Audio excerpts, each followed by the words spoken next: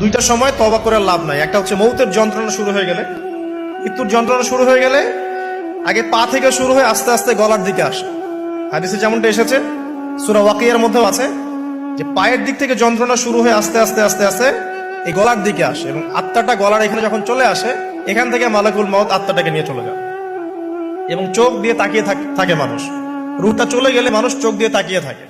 দেখবেন এই কারণে মৃত ব্যক্তি তাকিয়ে থাকে, চোখ খোলা থাকে।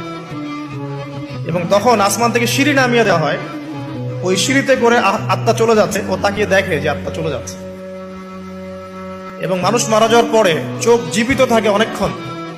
মেডিকেল সায়েন্স যারা পড়েছে তাদেরকে জিজ্ঞাসা করবে, মানুষ ডেড হয়ে গেলেও চোখ দেখবেন আরো কয়েক ঘন্টা, হয়তো আরো নির্দিষ্ট একটা সময় পর্যন্ত চোখটা কিন্তু জীবিত থাকে। এই জন্য চোখ বন্ধ করে দিতে হয়। যাই হোক, যেটা বলছিলাম যে মৌতের যন্ত্রণা শুরু হয়ে গেলে তওবা করে লাভ নাই, তওবার দরজা বন্ধ। আর পশ্চিম দিক থেকে সূর্য উঠে গেলে তওবা করে লাভ নাই, তওবার দরজা বন্ধ।